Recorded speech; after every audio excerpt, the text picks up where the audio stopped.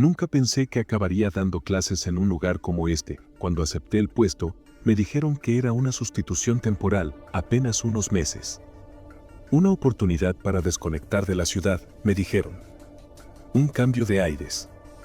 En el momento me pareció hasta poético.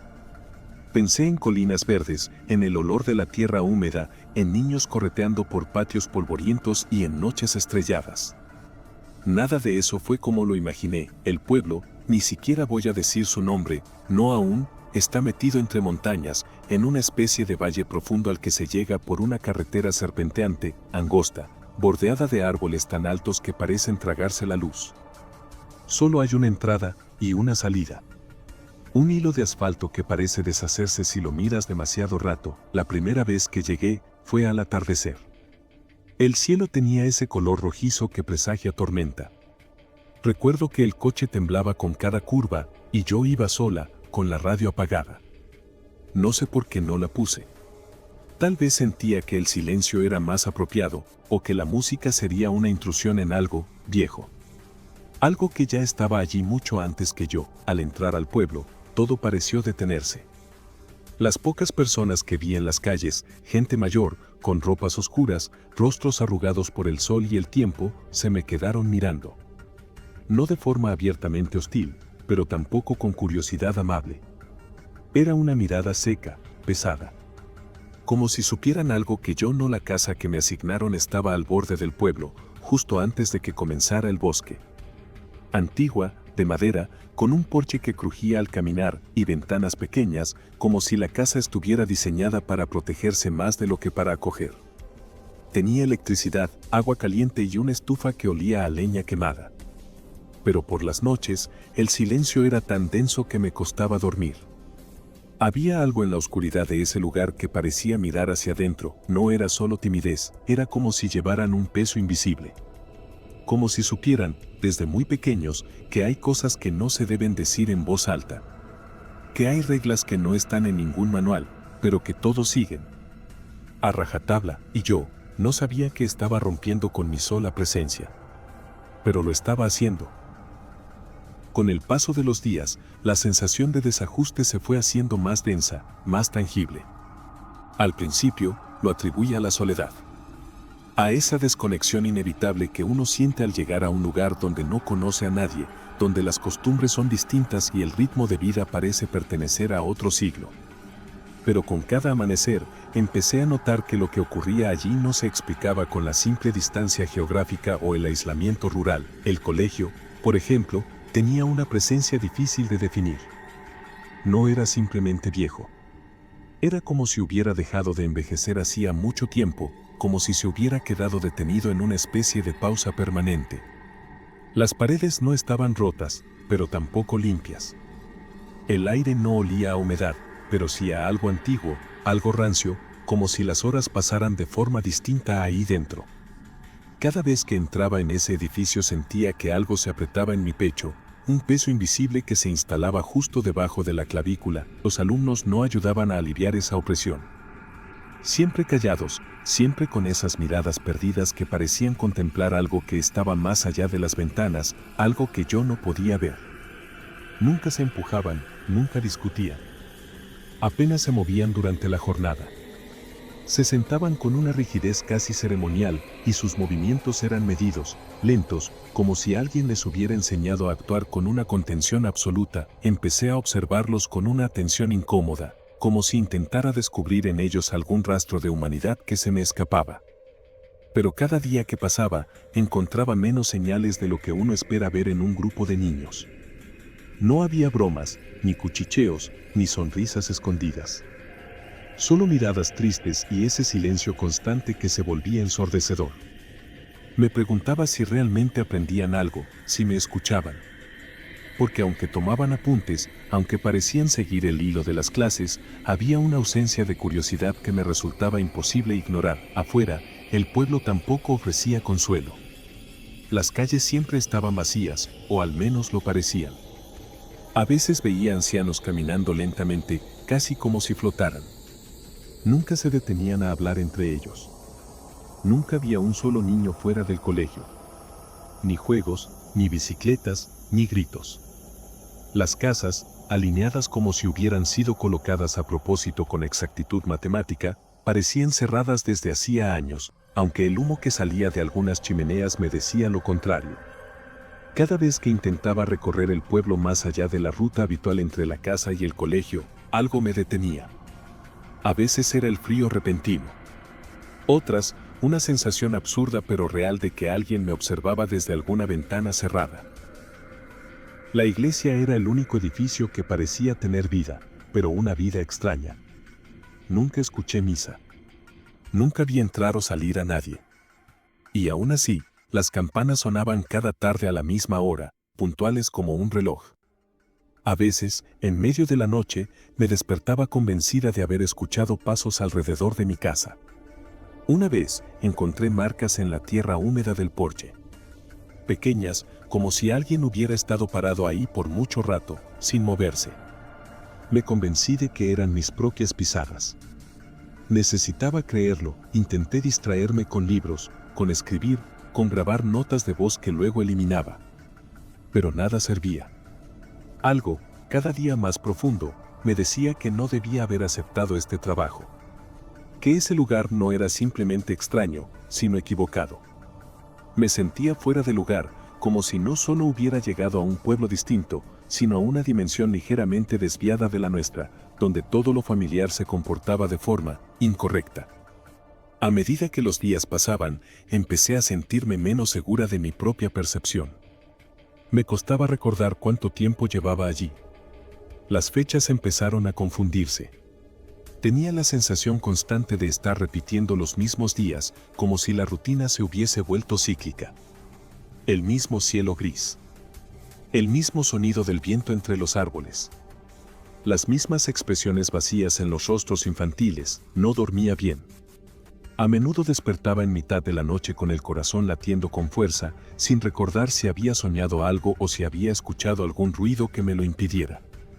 La luz de la luna, filtrada por las cortinas, dibujaba sombras que parecían moverse. El reloj, cuando me atrevía a mirarlo, siempre marcaba horas distintas a las que yo creía. En una ocasión, juraría que pasé horas corrigiendo cuadernos, para descubrir que el reloj de la cocina no había avanzado ni un minuto. Fue en ese momento, cuando ya no sabía si era yo la que se estaba volviendo loca o si el lugar entero se burlaba de mis sentidos, que decidí empezar a investigar el colegio. No de forma oficial, claro. Solo observando, tomando notas. Empecé a quedarme después del horario, a revisar papeles, a buscar en estanterías polvorientas que nadie había tocado en años. Había algo ahí. Lo sentía. No sabía qué era.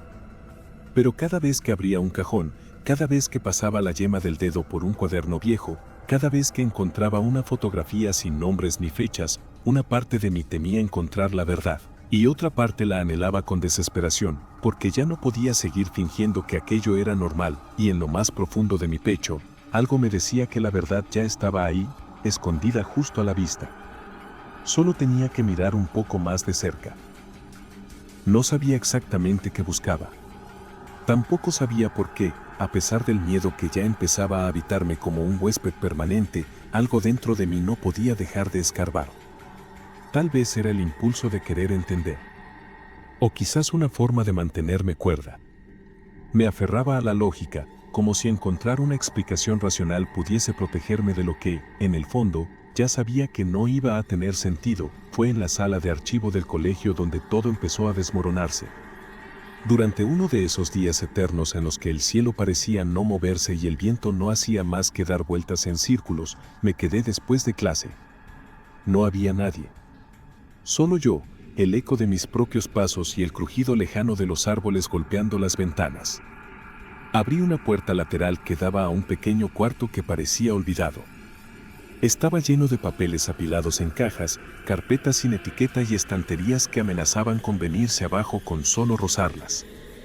El polvo era tan denso que al remover los primeros papeles, se levantó una nube gris que me hizo toser durante minutos. Los documentos eran viejos, muchos escritos a mano, con tinta ya casi desvanecida. Empecé a encontrar cosas que no tenían ningún sentido. Había listas de alumnos de hace más de 30 años con los mismos nombres que los niños a los que les daba clase. Las fechas no coincidían. Vi registros de notas, informes médicos escolares, autorizaciones firmadas por padres que, si estaban vivos aún, tendrían más de 80 años. Algunos de los papeles estaban amarillentos, otros parecían mucho más recientes, pero mostraban los mismos nombres, la misma caligrafía, como si hubieran sido copiados una y otra vez. Seguí buscando, cada vez con menos pausa. Me dolían las manos de abrir carpetas, de pasar páginas con cuidado. Encontré un cuaderno escondido entre dos archivadores rotos, sin nombre, sin portada. Dentro había notas sueltas, casi como un diario. No reconocí la letra. Estaba escrita con trazos erráticos, a veces temblorosos, a veces furiosos. Hablaba de sucesos ocurridos hace décadas. Incendios. Desapariciones.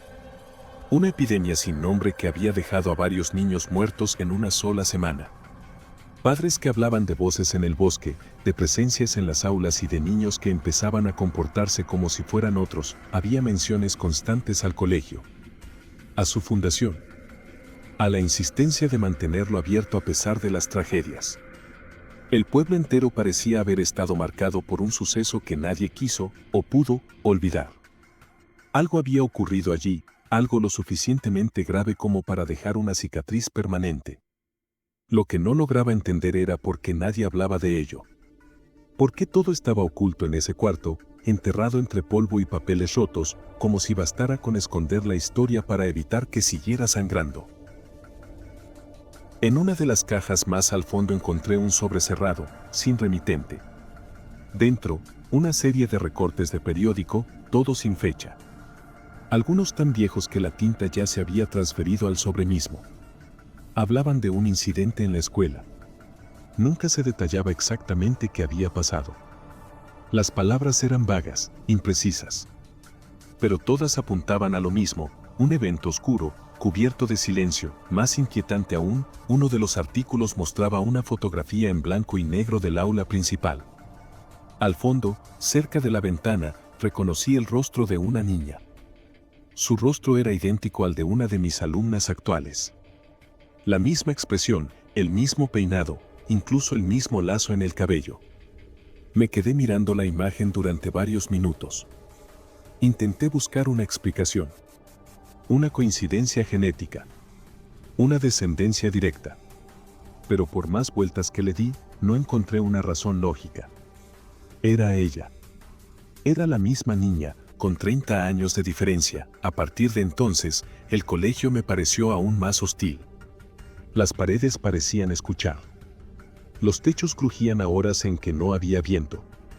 Los pasillos, antes simplemente fríos, empezaron a parecer interminables, como si se alargaran cuando caminaba sola por ellos. Cada rincón empezó a adquirir un peso distinto. Como si todo el lugar estuviera esperando algo. Los niños seguían viniendo. Puntuales, en silencio. Siempre los mismos. Nunca faltaban. Nunca se enfermaban. Nunca reían, y yo, cada día que pasaba, sentía que me acercaba a algo. A una verdad escondida, antigua, enterrada a la fuerza por manos que sabían que aquello no debía ser recordado, pero ya no podía dar marcha atrás. Había algo en todo aquello que no terminaba de encajar. Cuanto más investigaba, más hilos sueltos encontraba. Fechas que se repetían. Nombres que aparecían una y otra vez, a lo largo de décadas. Rostros que no cambiaban. La línea entre lo real y lo imposible empezaba a borrarse, lentamente, como un dibujo expuesto demasiadas horas al sol. Una tarde, mientras revisaba por enésima vez los documentos escondidos en aquel cuarto trasero, encontré un legajo que estaba oculto dentro de una carpeta sin marcar. Lo primero que noté fue el olor. Era diferente. Más rancio. Más seco. El papel, tostado por los bordes, parecía a punto de deshacerse en mis manos. Y ahí estaba. Una copia de un informe oficial, sellado por una dependencia que ya no existía, con una sola frase subrayada en tinta azul. El colegio fue consumido por las llamas en la mañana del 3 de noviembre de 1994. No hubo supervivientes. Tuve que releerlo varias veces, el mismo colegio. La misma dirección. La misma planta. Todo coincidía. Lo que no coincidía, lo que era imposible, era todo lo que yo estaba viviendo desde hacía semanas. Porque si ese informe era real, y no había nada que indicara lo contrario, entonces el lugar en el que daba clases cada día no podía existir. Pasé las horas siguientes buscando más información. Encontré recortes enterrados bajo pilas de papeles, fotografías de cenizas, de paredes calcinadas, de pupitres reducidos a estructuras de hierro retorcidas. Había una imagen aérea tomada desde un helicóptero local. En ella, el edificio estaba completamente destruido. Y lo más perturbador, donde ahora mismo debería estar el aula donde yo enseñaba matemáticas cada mañana, no quedaba más que un espacio vacío, carbonizado, lleno de escombros. Fue en ese momento que el silencio se volvió insoportable, ya no podía escuchar ni siquiera el viento. Todo parecía contenido en una quietud tensa, antinatural. El aire, antes frío, se volvió pesado, como si cada respiración me acercara más a algo que nunca debí tocar. Empecé a cuestionarlo todo. El pueblo, sus habitantes, los niños. Mi propia memoria, ¿realmente había alguien allí? ¿Había hablado alguna vez con otro adulto? ¿Había visto a los niños fuera del aula? ¿Los había escuchado reír alguna vez? Intenté recordar el primer día. El momento exacto en que crucé la puerta del colegio. Pero cuanto más lo pensaba, más nebuloso se volvía ese recuerdo. Como si mi mente se resistiera a reconstruirlo. Como si no hubiera pasado realmente. Como si todo hubiera comenzado de otra forma, menos nítida, más difusa. Esa noche no dormí, me senté en el porche, envuelta en una manta, escuchando los sonidos del bosque. Pero no había insectos. No había ramas moviéndose. Solo un silencio vasto, como si el mundo estuviera conteniendo el aliento. Como si algo, justo más allá del límite de mi visión, estuviera observando, y yo, en ese instante, supe que todo lo que había vivido desde que llegué, podía no haber sido real, pero, si no lo era, entonces ¿qué era? ¿Qué era ese colegio donde aún resonaban pasos que no podían existir? ¿Qué eran esos niños que seguían escribiendo en cuadernos limpios dentro de un edificio que había dejado de existir hace 30 años? Y, lo más aterrador de todo, ¿quién era yo, si me había sentado cada día entre fantasmas sin darme cuenta? Ahora, mientras escribo estas últimas líneas, el sonido de un reloj lejano marca las horas con una lentitud insoportable. No hay ventanas en esta habitación. Solo paredes blancas, lisas, silenciosas. No sé con certeza cuántos días han pasado desde que llegué aquí. A veces creo que apenas fueron unos minutos. A veces, toda una vida. Dicen que estoy en un hospital. Uno psiquiátrico. Hay médicos que me preguntan cosas. Me ofrecen pastillas que apenas toco. Me muestran fotos, documentos, pruebas. Me hablan con voces suaves, como si temieran romperme. Dicen que encontraron mi coche fuera de un edificio abandonado, cubierto de maleza. Dicen que estuve sola. Que no hay niños. Que el colegio del pueblo lleva en ruinas más de 3 décadas. Que el incendio lo destruyó todo. Que no pudo haber clases, ni campanas, ni cuadernos, ni recreos. Pero yo lo viví. Lo sentí, recuerdo el olor del aula. La forma en que los pupitres estaban alineados con una precisión casi enfermiza. El crujido de la madera bajo mis pies. Las miradas tristes de aquellos niños, clavadas en mí con una intensidad que ningún sueño podría recrear. A veces, incluso ahora, por las noches, escucho pasos diminutos recorriendo el pasillo frente a mi habitación. Y entonces cierro los ojos y me convenzo, por un momento, de que todo sigue allí. Que el colegio todavía existe. Que yo sigo dando clases. Que los niños siguen viniendo y que ellos, de alguna forma, me siguen esperando. Quizás esta habitación blanca, este silencio impuesto, esta calma que intentan obligarme a aceptar, no sea más real que aquellas aulas polvorientas. Quizás la locura no esté en lo que vi, sino en que nadie más puede verlo, porque si no fue real, ¿por qué todavía sueño con ese lugar cada vez que cierro los ojos? Y sobre todo, ¿por qué, cuando despierto, el olor a humo sigue pegado a mi piel?